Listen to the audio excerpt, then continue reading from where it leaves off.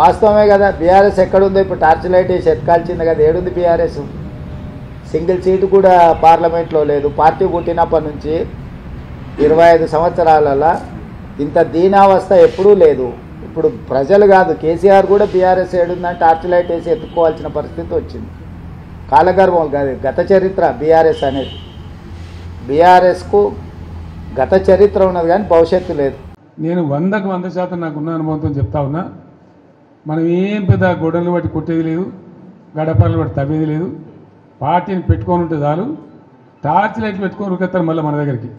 ఎక్కడికి పోతారా నాయన అని ఆటోమేటిక్గా జరుగుతుంది.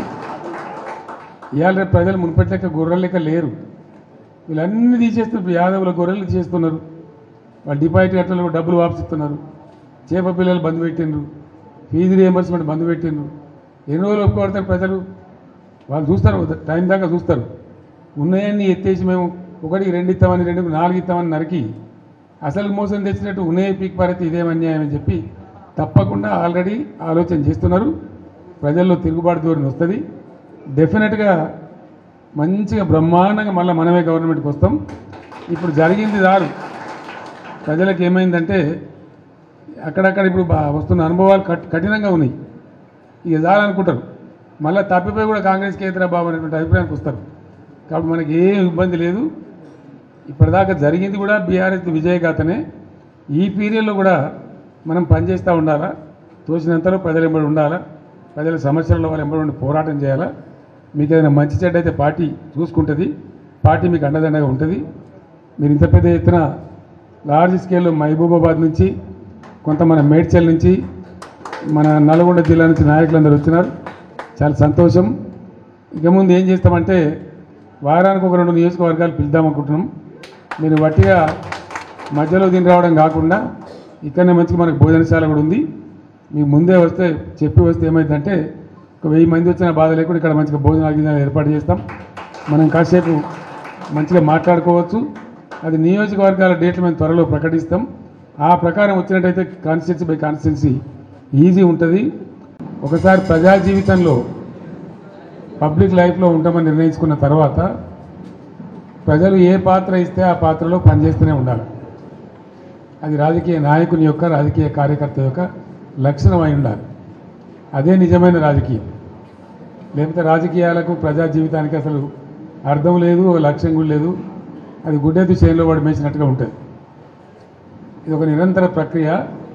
ఈ ప్రక్రియను ఒకసారి మనం ఈ జీవితాన్ని ఎంచుకున్న తర్వాత నేను రాజకీయాలలో ఉండాలి, నేను ప్రజా జీవితంలో ఉండాలి అని ఒకసారి అనుకున్న తర్వాత నిరంతరం పనిచేస్తూనే ఉండాలి.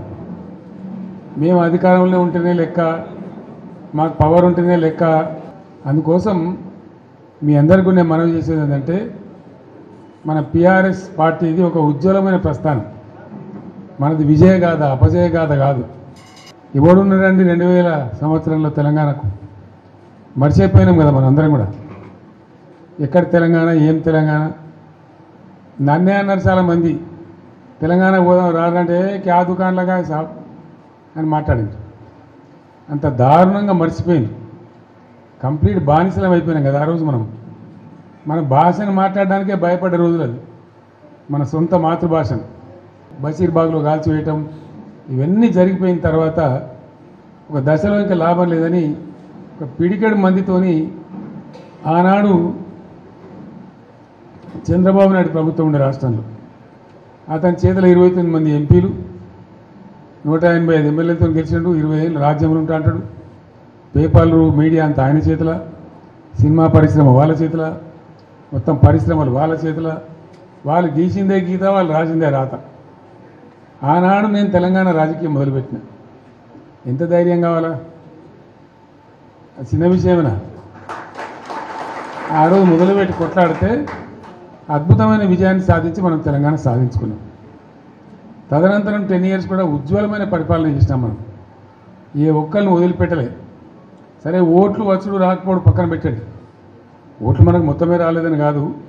మనం 39 ఎమ్మెల్యేలు గెలిచినాం. తర్వాత 1.8%తో మనకు ఓటమి వచ్చింది. ఇప్పుడు ఆపరేషన్ లేకుండానే మోకాళ్లకు ప్లాస్మా ట్రీట్మెంట్. మీ ఆర్థోపెడిక్ సమస్యలన్నిటికీ రోబోటిక్ టెక్నాలజీ ద్వారా తక్కువ ఖర్చుతో శాశ్వత పరిష్కారం. Free consultation. ప్రతి ట్రీట్మెంట్ పై 20% డిస్కౌంట్. ఈ ఆఫర్ కొద్ది రోజులు మాత్రమే. త్వరపడండి. V9 hospitals 9281465842.